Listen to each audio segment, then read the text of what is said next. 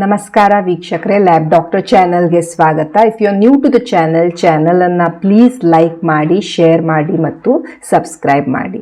ಇವತ್ತಿನ ವಿಡಿಯೋದಲ್ಲಿ ನಾವು ಈ ಹರ್ಪಿಸ್ ಸಿಂಪ್ಲೆಕ್ಸ್ ವೈರಸ್ಗೆ ಮಾಡುವಂಥ blood test IgG and IgM ಇವುಗಳ ಬಗ್ಗೆ ಸ್ವಲ್ಪ ಮಾಹಿತಿಯನ್ನು ತಿಳಿದುಕೊಳ್ಳೋಣ. ನಾನು ಈ ಹರ್ಪಿಸ್ ಸಿಂಪ್ಲೆಕ್ಸಿನ ಬಗ್ಗೆ ಒಂದು ಡೀಟೇಲ್ಡ್ ವಿಡಿಯೋವನ್ನು ಮಾಡಿದ್ದೇನೆ. HSV1 ಅಂದರೆ ಏನು, HSV2 ಅಂದರೆ ಏನು, ಅದು ಹೇಗೆ ಸ್ಪ್ರೆಡ್ ಆಗುತ್ತೆ, ಅದರ ರೋಗ ಲಕ್ಷಣಗಳು ಏನಿರ್ತವೆ, and for that matter even blood ಟೆಸ್ಟಿನ ಬಗ್ಗೆಯೂ ಸಹ ನಾನು ಅದರಲ್ಲಿ ಮೆನ್ಷನ್ ಮಾಡಿದ್ದೇನೆ, and also the treatment. So ನೀವು ಈ ಡೀಟೇಲ್ಡ್ ವಿಡಿಯೋವನ್ನು ರೆಫರ್ ಮಾಡ್ಕೊಳ್ಬೋದು. ಇವತ್ತಿನ ವಿಡಿಯೋದಲ್ಲಿ ನಾನು ಒಂದು ಕ್ವೆಶನ್ಗೆ ಆನ್ಸರನ್ನು ಮಾಡ್ತಾ ಇದ್ದೇನೆ. ಆ್ಯಂಡ್ ದ ಕ್ವೆಶನ್ ಈಸ್, ಬಹಳಷ್ಟು ಸಲ ಈ ಪೇಷಂಟ್ಸ್ ಏನು ಮಾಡ್ತಾರೆ, ತಮ್ಮ ರಿಪೋರ್ಟ್ಸನ್ನು ತಾವಾಗೇ ಹೋಗಿ ಬ್ಲಡ್ ಟೆಸ್ಟನ್ನು ಮಾಡ್ಕೊಳ್ತಾರೆ ಫಾರ್ HSV, ಅಥವಾ ಅವರು ಡಾಕ್ಟರೇ ಹೇಳಿರ್ತಾರೆ ಅವರಿಗೆ HSVಯ ಬ್ಲಡ್ ಟೆಸ್ಟನ್ನು ಮಾಡ್ಕೊಳ್ಳಿ ಅಂತ.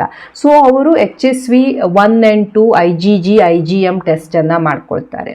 ಈ ಟೆಸ್ಟನ್ನು ಮಾಡಿಕೊಂಡ ನಂತರ ಅವರಿಗೆ ಈ HSV IgG ಜಾಸ್ತಿ ತೋರಿಸ್ತಾ ಇರುತ್ತೆ ಅಥವಾ ಪಾಸಿಟಿವ್ ತೋರಿಸ್ತಾ ಇರುತ್ತೆ. ಆ್ಯಂಡ್ ಅವರು ಅದರ ಸಲುವಾಗಿ ಕೆಲವೊಬ್ಬರು ಟ್ರೀಟ್ಮೆಂಟನ್ನು ಸಹ ತೆಗೆದುಕೊಳ್ತಾರೆ, ಬಟ್ ಅವರ IgG ಯಾವತ್ತೂ ನೆಗೆಟಿವ್ ತೋರಿಸ್ತಾನೆ ಇರೋದಿಲ್ಲ.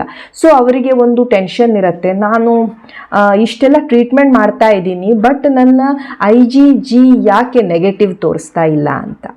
ಸೊ ಇದನ್ನು ನಾವು ಇವತ್ತಿನ ವಿಡಿಯೋದಲ್ಲಿ ಅಂಡರ್ಸ್ಟ್ಯಾಂಡ್ ಮಾಡ್ಕೊಳ್ಳೋಣ.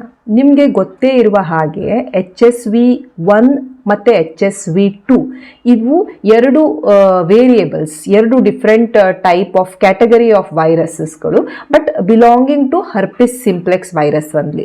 HSV1 ನಾವು ಯೂಶ್ವಲಿ ಈ ಸೊಂಟದ ಮೇಲೆ ಬರುವಂತಹ ಲೀಷನ್ಸ್, ಯೂಶ್ವಲಿ ಈ ಬಾಯಿಯ ಸುತ್ತಲೂ ಅಥವಾ ಬಾಯಿಯ ಒಳಗಡೆ ಆಗುವಂಥ ಹುಣ್ಣುಗಳು ಏನಿರ್ತವೆ ಅದು ಈ HSV1 ಕಾಸ್ ಮಾಡ್ತಾ ಇರುತ್ತೆ.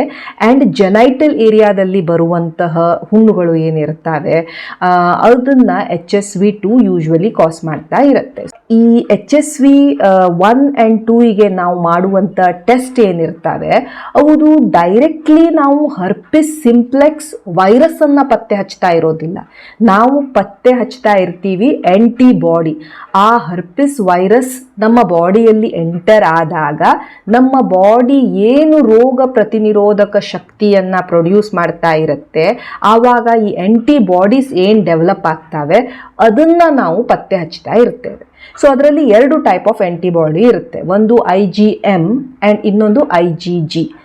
IgM ಅನ್ನೋದು ಈಗ ಸಪೋಸ್ ಈ HSV ಇನ್ಫೆಕ್ಷನ್ ಆದಾಗ ವಿತಿನ್ 1 ರಿಂದ 2 ವಾರಗಳ ಒಳಗೆ ಬರುವಂತಹ ಒಂದು ಆ್ಯಂಟಿಬಾಡಿ. ನೀವು ಬ್ಲಡ್ ಟೆಸ್ಟನ್ನು ಮಾಡಿಕೊಂಡಾಗ HSV1 ಆಗಲಿ HSV2 ಆಗಲಿ IgG ಪಾಸಿಟಿವ್ ಬಂತು ಅಂದರೆ ಏನರ್ಥ?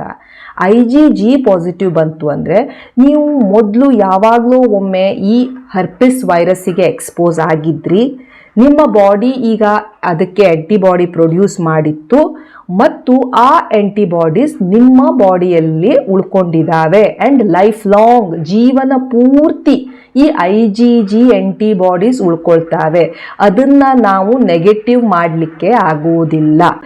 ನಿಮ್ಮ ರಿಪೋರ್ಟ್ಸಲ್ಲಿ IgG HSV1 and 2 IgG ಹೆಚ್ಚು ಬಂತು ಅಂತ ಹೇಳಿಕೊಂಡು ಅಥವಾ ಪಾಸಿಟಿವ್ ಬಂತು ಅಂತ ಹೇಳಿಕೊಂಡು ನೀವು ಟೆನ್ಷನ್ ತೆಗೆದುಕೊಳ್ಳುವ ಅವಶ್ಯಕತೆ ಇಲ್ಲ.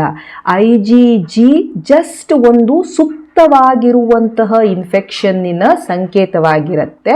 ಆ್ಯಂಡ್ ನಮ್ಮ ಬಾಡಿ ಅದಕ್ಕೆ ಪ್ರೊಡ್ಯೂಸ್ ಮಾಡಿದಂಥ ಆ್ಯಂಟಿಬಾಡಿಯನ್ನು ಅದು ಪತ್ತೆ ಹಚ್ಚುತ್ತೆ. ಇದರಿಂದ ನಿಮಗೆ ಏನೂ ಪ್ರಾಬ್ಲಮ್ ಆಗೋದಿಲ್ಲ, ನಿಮ್ಮ ಆರೋಗ್ಯಕ್ಕೆ ಇದರಿಂದ ಏನೂ ರಿಸ್ಕ್ ಇರೋದಿಲ್ಲ. ಸೊ IgG ಪಾಸಿಟಿವ್ ಬಂದಾಗ ನೀವು ಹೆದರ್ಕೊಳ್ಳುವಂಥ ಅವಶ್ಯಕತೆ ಇರೋದಿಲ್ಲ. ಇದಕ್ಕೆ ನೀವು ಟ್ರೀಟ್ಮೆಂಟ್ ಸಹ ತೆಗೆದುಕೊಳ್ಬೇಕಾಗಿ ಇರೋದಿಲ್ಲ. ಈಗ IgM ಪಾಸಿಟಿವ್ ಬಂತು ಅಂದರೆ ಏನರ್ಥ?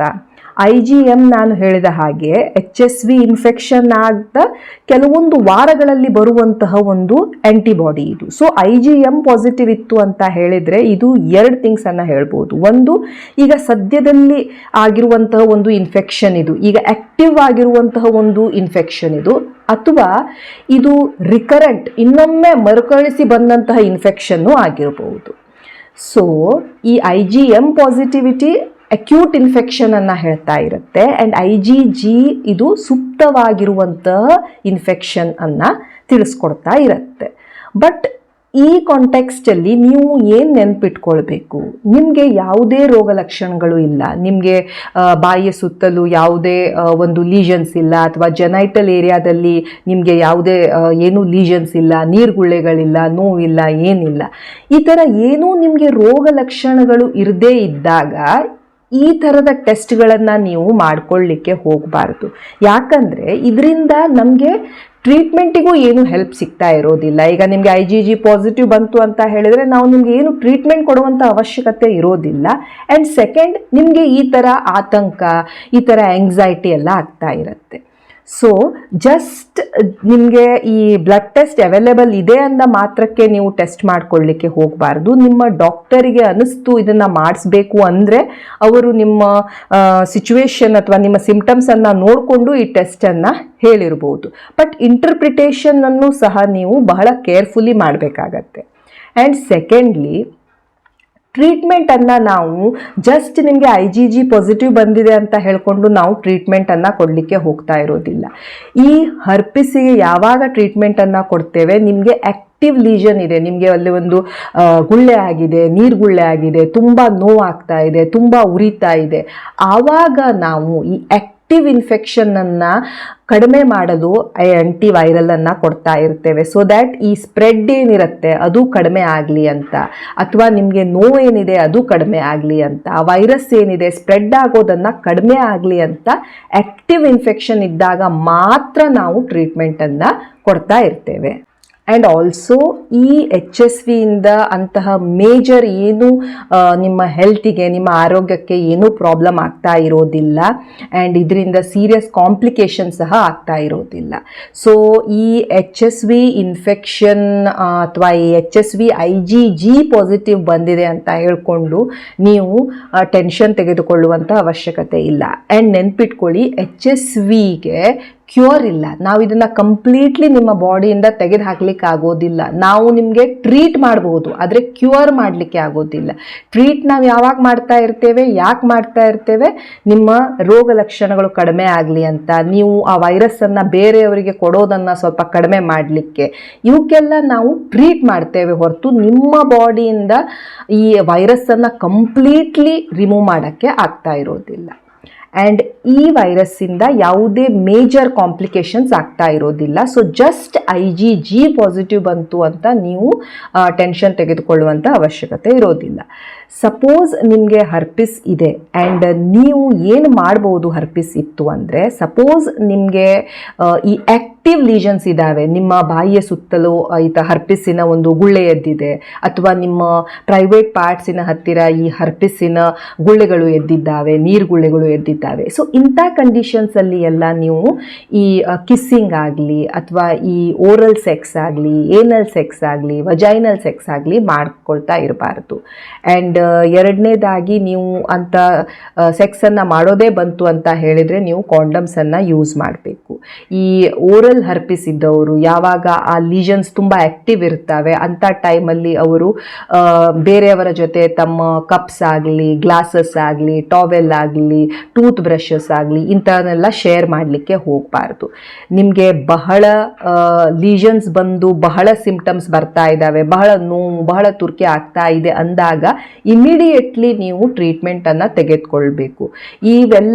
ಇವೆಲ್ಲ ಲೀಷನ್ಸ್ ಹೋದ ಮೇಲೆ ನೀವು ಟ್ರೀಟ್ಮೆಂಟ್ ತೆಗೆದುಕೊಂಡು ಸಹ ಏನು ಉಪಯೋಗವಿಲ್ಲ. ಯಾಕಂದರೆ ಅದು on its own after some days ಅದು ಕಡಿಮೆ ಆಗ್ತಾ ಬರುತ್ತೆ. ಸೊ ಟ್ರೀಟ್ಮೆಂಟನ್ನು ಈ ಹುಣ್ಣುಗಳು ಬಂದಾಗ ಇಮಿಡಿಯೇಟ್ಲಿ ವಿತಿನ್ 1 day or 2 ಅದನ್ನು ಸ್ಟಾರ್ಟ್ ಮಾಡಬೇಕಾಗತ್ತೆ.